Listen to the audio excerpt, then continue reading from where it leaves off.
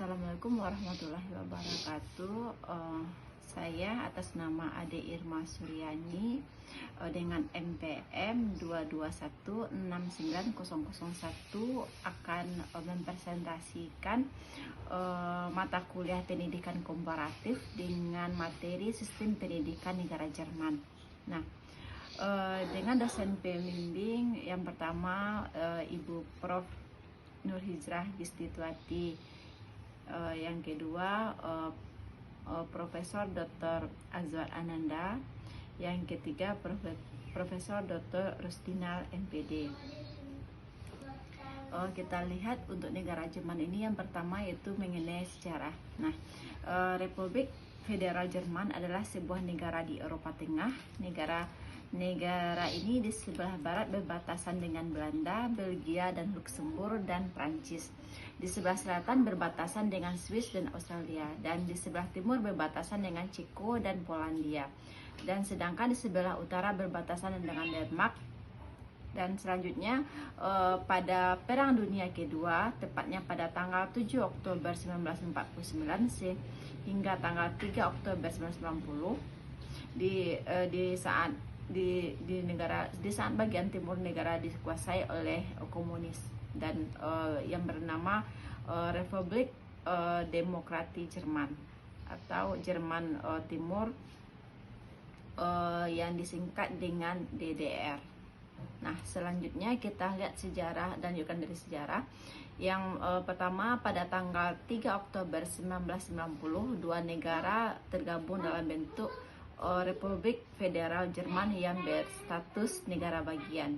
Yang kedua, secara geografis Jerman terletak di tengah-tengah benua Eropa dengan luas wilayah 3.506.957 km persegi dengan jumlah penduduk 80 juta jiwa lebih.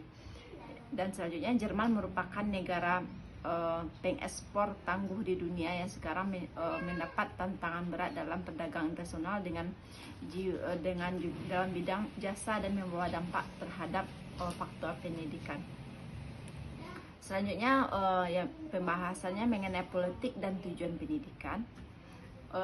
Sebagaimana kita ketahui bahwasanya politik itu akan mempengaruhi tujuan pendidikan sebuah negara. Nah, kita lihat tujuan dan politik pada negara Jerman ini, yaitu masalah pendidikan saat ini terletak pada kekuatan politik. Kekuatan politik menentukan keadaan pendidikan serta perubahan-perubahan dalam sistem pendidikan. Yang kedua, politik pendidikan dan formasi tujuan pendidikan merupakan topik yang sangat hangat dalam kelompok Republik Demokrasi. Dalam tahun 1946 didirikan Sekolah Persatuan Demokrasi untuk menghalangi monopoli pendidikan oleh kelas masyarakat golongan atas. Yang ketiga, pada tahun 1980-an terjadi perubahan yang sangat jelas ke arah penyelenggara pendidikan pada siswa-siswa yang luar biasa dan berbakat dengan wujud ingin merebut posisi yang lebih baik di pasar internasional. Dan selanjutnya, dalam konstitusi negara baru serta dalam pembukaan undang-undang tentang khusus dan universitas ditetapkan tujuan pendidikan umum tentang sistem pendidikan nasional. Terus selanjutnya mengenai struktur dan jenis pendidikan.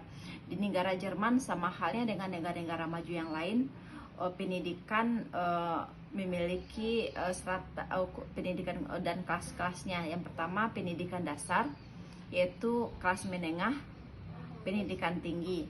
Yang kedua, pendidikan prasekolah. Yang ketiga, pendidikan khusus. Nah, selanjutnya adanya pendidikan vokasi atau teknik dan bisnis, ada pendidikan orang dewasa, ada pendidikan non formal. Nah, struktur dan jenis pendidikan. Yang pertama, pendidikan 4 tahun, tetapi di ibu kota Berlin melaksanakan dengan sistem 6 tahun. Pada akhir grade 4 siswa diarahkan ke program pembeda seperti tersedianya di sekolah menengah. Yang kedua, tahun 1990 lebih dari 30% siswa grade 7 sampai grade 9 memasuki program homeschool yang memberikan pengajaran untuk memasuki pemegang sekolah siswa menerima sertifikat tamat belajar untuk mempersiapkan siswa menghadapi karir yang di masa depan.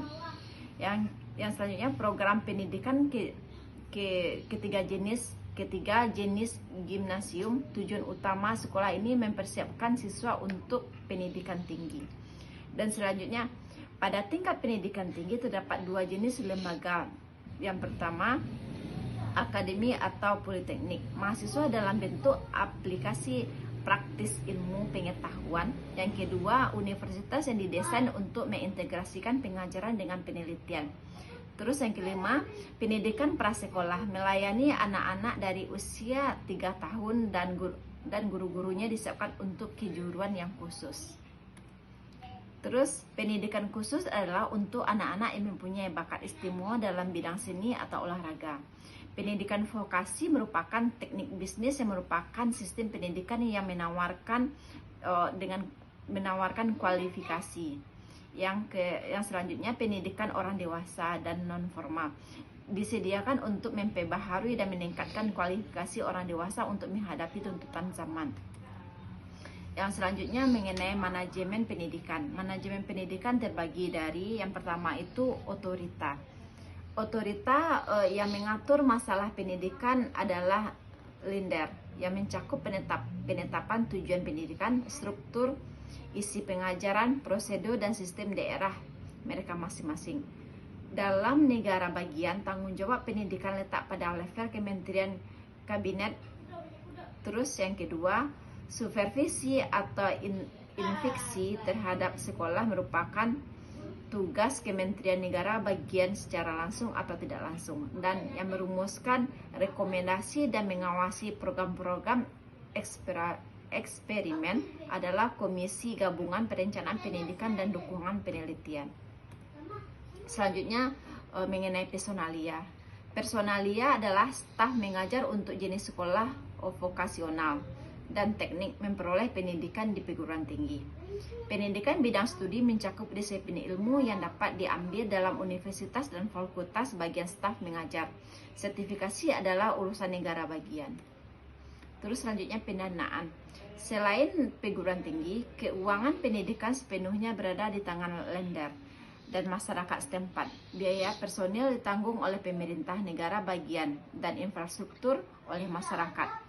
Hampir semua program pendidikan bersifat gratis. Pengeluaran pemerintah untuk pendidikan mencapai 3,7% di wilayah Jerman Barat pada tahun 1990 dan terus bertambah untuk bagian penelitian sebanyak 1,7% untuk bidang penelitian. Selanjutnya mengenai kurikulum. Kurikulum pendidikan ditentukan oleh Menteri-Menteri Pendidikan sesuai dengan peraturan undang-undang yang berlaku. Kurikulum antara negara bagian bervariasi yang cukup besar. Kementerian Jerman juga mengatur mengenai pemakaian buku cetak. Guru dan siswa dapat memakai buku yang sudah dapat terdaftar dan sah yang sudah diterbitkan.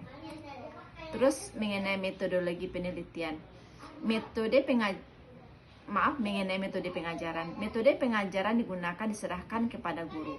Menerapkan metode pembelajaran proyek. Yang kedua, metode pembelajaran mencakup terhadap keterampilan hidup. Metode ini mengajarkan siswa keterampilan yang diperlukan untuk keberhasilan dan kehidupan sehari-hari. Selanjutnya mengenai kenaikan kelas, ujian, dan sertifikasi. Untuk melihat capaian murid diserahkan kepada guru membuat evaluasi. Hasilnya menggambarkan dalam bentuk laporan atau kemajuan tertulis. Terus selanjutnya tidak adanya sistem kenaikan kelas secara otomatis dan kelas yang mengulangi juga sudah hampir tidak dilaksanakan lagi. Sertifikat tamat belajar, diploma dari PT, dan ujian-ujian negara memiliki nilai hukum yang resmi. Dan cukup sekian presentasi singkat saya mengenai negara Jerman, dan cukup sekian dan banyak terima kasih. Assalamualaikum warahmatullahi wabarakatuh.